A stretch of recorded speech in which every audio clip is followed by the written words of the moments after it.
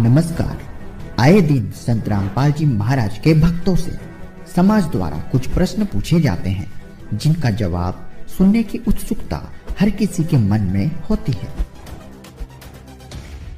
आज के इस वीडियो में हम समाज के मन में उमड़ते प्रश्नों का उत्तर देने का पूरा प्रयास करेंगे। तो आइए जानते हैं कि संत रामपाल जी महाराज के अनुयायियों से अक्सर पूछे जाने वाले वह 5 प्रश्न कौन से हैं। सबसे पहला प्रश्न, अगर तेरा गुरु संत रामपाल जी भगवान है तो फिर जेल में क्यों बंद है? यह सच है कि जेल शब्द अगर किसी के चरित्र से जुड़ जाता है तो जेल भोग रहे इंसान को दोषी समझा जाना लाजमी है। लेकिन इतिहास गवाह है कि जेल जाना कभी कभी मानव कल्याण का उद्देश्य भी बन जाता है। अगर जेल में जाने वाला हर व्यक्ति गुनहगार है तो फिर जेल में तो हमारे राष्ट्रपिता महात्मा गांधी जी भी गए थे। गांधी जी के जेल जाने से उनके चरित्र पर उंगली नहीं उठाई गई थी, बल्कि उस घटना को अन्याय के खिलाफ और मानवता की भलाई के लिए जनता द्वारा एक कड़ा संघर्ष समझा गया था। श्री कृष्ण जी का तो जन्म ही जेल में हुआ था, लेकिन उन्हें तारणहार कहकर पुकारा गया। जन कल्याण के निमित्त किए गए संघर्ष वाले स्थान को भी आस्था का केंद्र मान लिया जाता है, और यही वजह है संत रामपाल जी महाराज के सर्व अनुयायी जेल को जेल नहीं बल्कि जेल धाम कहते हैं, क्योंकि संत रामपाल जी के जीवन का मूल उद्देश्य वेद शास्त्रों से प्रमाणित सद्भक्ति देकर भक्त समाज को निहाल करना है और नकली धर्म गुरुओं के छलावे से अवगत कराकर अंधभक्ति से मुक्त कराना है। और इस प्रयास से नकली गुरुओं के अस्तित्व पर खतरा मंडराने लगा था। जब इन नकली संतों के नकली ज्ञान की दुकानें बंद होने लगी तो संत रामपाल जी महाराज के खिलाफ साजिशें होने लगी और उन्हें जेल में डाल दिया गया। और एक छोटा सा आश्रम था, इन दुष्टों को सुहाया नहीं, क्योंकि इनके अज्ञान की खाल उतार दी दास ने। इनसे भी आचार्यों की, शंकराचार्यों की, जितने भी मंडलेश्वर थे, ये डुप्लीकेट आदमी है, इनके पास तत्व ज्ञान नहीं है। लेकिन ये दुष्ट लोग हैं जो आचार्य, उन्होंने ये सोचा कि इस सच्चाई का पता लग गया, सारे रामपाल के पास चले जाएंगे, इनका कल्याण हो जाएगा और तुम्हारी दुकान बंद हो जाएगी। ये उद्देश्य लेकर उन्हें जुल्म ढा दिया। तो ये लोग कभी तैसी नहीं हो सकते, आज तक नहीं हुए। ये लोग स्वार्थी। और दास ने परमार्थ में शीश दे रखा है। जेल चाहे जान जाओ, जेल की तो बात क्या है, पर इसको ऊपर लाकर छोड़ूंगा। मालिक का साथ दास के है, सच्चाई को ऊपर लाऊंगा, पूरा विश्व का कल्याण होगा।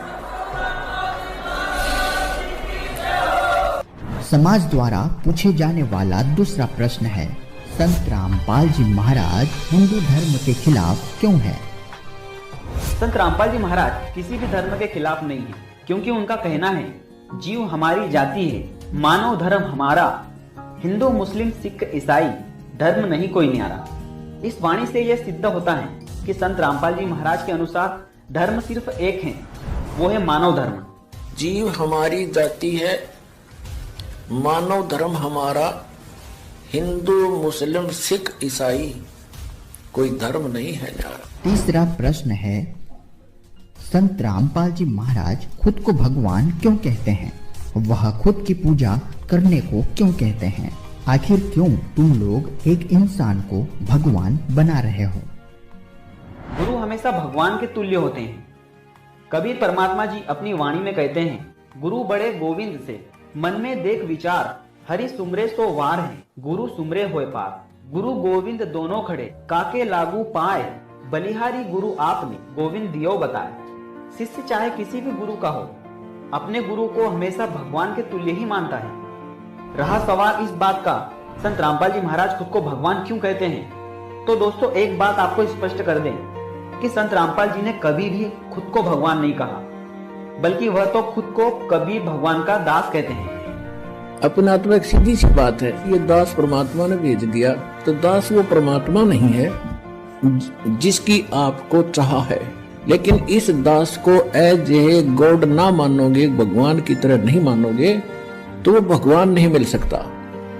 अब जैसे एक गणित का एक प्रॉब्लम आती है, गणित में एक प्रश्न आता है, उसमें मूलधन ज्ञात करना होता है, बाकी दर भी, टाइम भी, सारा कुछ दिया होता है। तो उस मूलधन तो अरबों खरबों में होता है, अरबों खरबों का अमाउंट कई करोड़ रुपए का होता है। तो उस कई करोड़ अरब खरब के मूलधन को जानने के लिए आपको मानना पड़ता है सपोज मूलधन इज 100 रुपीज। जो मूलधन है वो 100 रुपये, मान लो मूलधन 100 रुपये मानकर हम सवाल निकाला करते, प्रॉब्लम हल करते थे। तो वो प्रश्न का हल ऐसे ही होगा, ना हो ही नहीं सकता। लेकिन वो 100 रुपये मूलधन नहीं है, लेकिन वो मानना पड़ेगा, तब उससे वो दर निकलेगी और उसके बाद फिर कैलकुलेशन करके हम निकालते हैं। वो ओरिजिनल मूलधन तब प्राप्त होता है, तब हम सफल होते हैं। इसी प्रकार आप जी ने इस दास को मानना पड़ेगा। मान लो रामपाल भगवान, रामपाल वो भगवान नहीं है।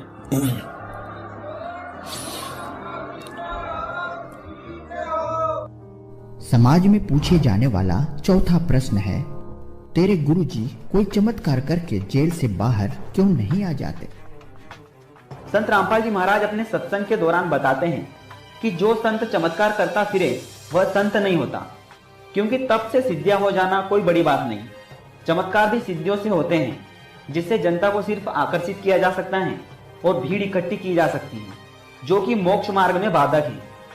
दूसरी ओर संत रामपाल जी महाराज यह भी बताते हैं कि वो संत ही क्या जो चमत्कार ना कर सके। जरूरत पड़ने पर जो संत चमत्कार नहीं कर सके वो भी संत नहीं होता। आवश्यकता पड़ने पर तो सच्चा सद्गुरु असंभव कार्य को भी संभव करके दिखा देता है।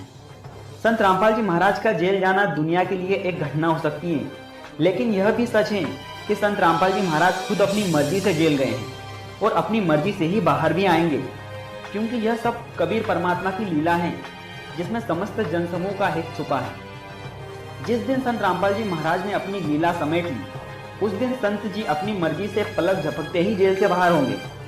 संत जो होते हैं चमत्कार नहीं दिखाते, और भाई वो संत भी नहीं जिससे कोई चमत्कार नहीं हुआ है। यानी संत नहीं है जो न्यू कह चल तेरा न्यू कर दूंगा, तेरा छोरे हो जाएंगे, तू सेठ बन जाएगा, ये इस तरह की बकवाद वो जंतर मंत्र करने की नहीं देता। और वो संत भी नहीं जिससे दुख दूर ना हो, जिससे चमत्कार ना हो, यानी ऐसे अचंभित करने वाले सुख प्राणी को ना हो, तो वो संत भी नहीं है। परमात्मा कहते हैं धर्मदास जी, यहाँ काल ने घना ज्ञान फैला दिया, और जब मैं ऐसे सुख ना जो चमत्कार ना करके दिखाऊं, दिखाते नहीं, उनकी वचनों से उनके वैसे हो जाते हैं बगैर किए ही। तो जब तक ये पुण्यात्मा मेरी शक्ति से प्रभावित नहीं होंगे, तब तक ये काल के जाल से उल्टे नहीं हट सकते। पांचवा प्रश्न है, संत रामपाल जी महाराज देवी देवताओं की पूजा क्यों छुड़वाते हैं? संत रामपाल जी महाराज देवी देवताओं की पूजा नहीं छुड़वाते, बल्कि भक्ति की सही विधि देकर एक पूर्ण परमात्मा कबीर जी की भक्ति करने को कहते हैं। संत रामपाल जी महाराज ने कभी किसी देवता का अनादर नहीं किया, बल्कि इनका सम्मान करने के लिए कहा है। जैसे एक पतिव्रता स्त्री पूजा तो अपने पति की करती है, लेकिन परिवार के अन्य सदस्यों का सम्मान भी करती है। चूंकि सभी देवी देवता प्रारब्ध के फल में कोई फेर बदल नहीं कर सकते, ये खुद विधि के विधान से बंधे हुए हैं। लेकिन पूर्ण परमात्मा कबीर जी समर्थ भगवान हैं, जो प्रारब्ध को क्षमा करने की क्षमता रखते हैं। और यही कारण है लोगों की भौतिक, आत्मिक, शारीरिक समस्याएं खत्म हो रही हैं, जिस वजह से रोजाना हजारों लोग संत रामपाल जी महाराज जी से नाम दीक्षा लेकर भक्ति कर रहे हैं। संत रामपाल जी महाराज ब्रह्मा, विष्णु, महेश तथा अन्य देवी देवताओं के मंत्र भी प्रदान करते हैं, जो कि इन तीनों लोकों में मिलने वाली सुविधाओं का लाभ प्रदान करते हैं। लेकिन यह लाभ यहीं तक सीमित है। पूर्ण मोक्ष के लिए, अर्थात जन्म मरण के भारी रोग से छुटकारा पाने के लिए तो पूर्ण परमात्मा कबीर जी की भक्ति करने का संकेत किया है। ब्रह्मा, विष्णु, महेश को हम छुड़वा सकते हैं? हम कोई बालक है? परमात्मा कबीर जी आदरणीय गरीबदास साहिब जी को सतलोक लेकर गए थे। वह सब सतीथि से परिचित करा कर, ब्रह्मा, विष्णु, महेश की सतीथि से परिचित करा कर वहां पे छोड़ दिया। अब ब्रह्मा, विष्णु, महेश हमारे कोई दुश्मन नहीं है। कई कहते हैं कि आपके गुरु जी तो ब्रह्मा, विष्णु, महेश को छुड़वाते हैं। ब्रह्मा, विष्णु, महेश को हम छुड़वा सकते हैं? हम कोई बालक है?